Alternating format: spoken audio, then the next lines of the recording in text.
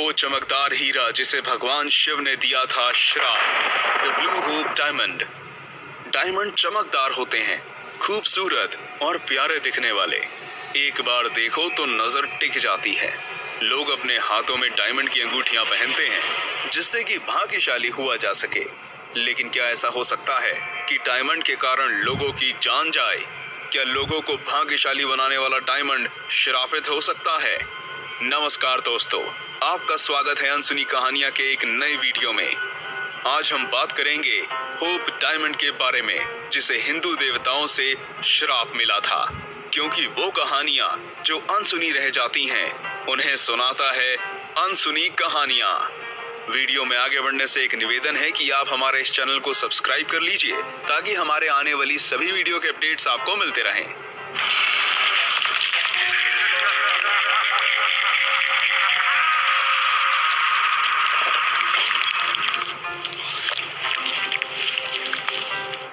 Hope diamond एक ऐसा श्रापित हीरा जिसे जिसने पाया उसके साथ बुरा हुआ, बहुत ही ज्यादा बुरा। दक्षिण भारत अपनी संस्कृति के लिए मशहूर, लेकिन मशहूर एक और चीज के लिए, डायमंड। ऐसा माना जाता है कि दक्षिण भारत में स्थित नदियों में पुराने जमाने में हीरे पाए जाते थे। हालांकि अब वहां सिर्फ कचरा है, लेकिन पहले उनकी तलहट में से हीरे उठाए जा सकते थे। वहां हीरों की बड़ी बड़ी खदानें थी जिसमें से निकलते थे चमकदार हीरे, हीरे जैसे कि कोहिनूर, हीरे जैसे कि होप डायमंड। बात 16वीं शताब्दी की है। भारत में मुगल शासन चल रहा था। दक्षिण भारत में मंदिरों का निर्माण अपने चरम पर था।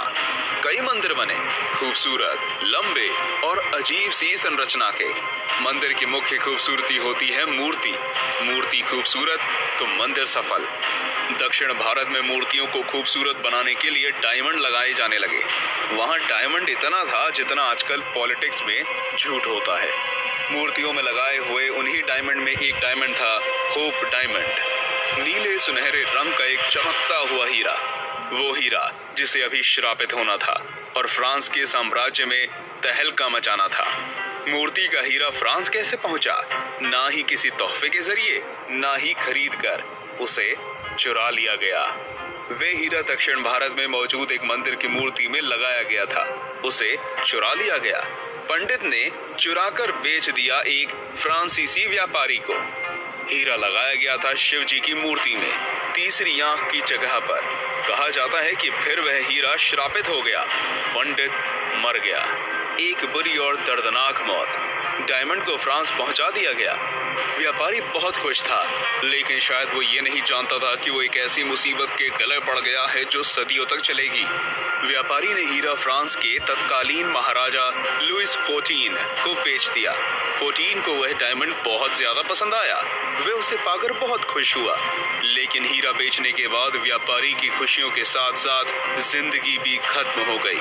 वह जंगली कुत्तों का शिकार हो गया। उन कुत्तों ने उसे बुरी तरह नोच खाया। उसकी लाश कई टुकड़ों में जंगल के कई कोनों में पड़ी हुई मिली। पंडित की मौत के बारे में कोई नहीं जानता था, इसलिए फ्रांस के व्यापारी की मौत को किसी ने उस हीरे से नहीं जोड़ा। धीरे धीरे लोग उस बात को भूल गए। फ्रांस के महाराजा खुश थे। हीरा खूबसूरत था और नायाब भी। समय बीतता गया। लुई 14 से वो 15 के हाथ में गया, 15 से 16 के हाथ में। डायमंड ने अपना असर दिखाया। महाराजा युद्धों में हारने लगे। नेपोलियन ने विजय हासिल कर ली। फ्रांस उसका हुआ। नेपोलियन बहुत ही शौकीन राजा था। हीरे मोती से खास प्यार था उसे भी डायमंड बहुत नायाब लगा। जड़वा लिया अपने कोट में। नेपोलियन के साम्राज्य के खत्म होने के बाद वो हीरा नहीं मिला। कहीं खो गया, गायब हो गया या फिर चुरा लिया गया। माना जाता है कि जॉर्ज 4 के पास वो हीरा था। वो इंग्लैंड के राजा थे और डायमंड के काफी ज्यादा शौकीन थे। लेकिन हीरा नहीं मिला। ना ही कोई औपचारिक घोषणा हुई और ना ही वो ब्रिटिश राजशाही गहनों में जगह बना पाया। अब तक लोग उस हीरे के प्रकोप से वाकिफ नहीं थे। कुछ समय बाद अचानक से ये हीरा लोगों के सामने आया। ब्रिटिश के एक बैंकर जिसका नाम थॉमस होप था, उसने खुद को इसका मालिक घोषित किया। हीरे का नाम रख दिया डायमंड होप। होप ने डायमंड होप को अपना कहकर एक बहुत बड़ी भूल कर दी थी। थॉमस होप की मृत्यु हो गई, अचानक और दर्दनाक। खबर आग की तरह फैल गई। तरह तरह की बातों के बीच इत्तेफाक को मान्यता माना जाने लगा। डायमंड होप के कहर से सब लोग वाकिफ हो गए। ऐसे में आप सोचेंगे कि इसे बेचना और खरीदना बंद कर दिया गया होगा, लेकिन दुनिया में मूर्खों की कमी कहाँ है। थॉमस होप के मरने के बाद उसे आगे भी बेचा गया, प्रकोप को पैसे देकर खरीदा गया। खरीदने वाले व्यापारी ये साबित करना चाहते थे कि ये एक अंधविश्वास है महज, और इसे खरीदने की दूसरी वजह ये भी थी कि मान्यताओं के कारण ये काफी सस्ता हो गया था।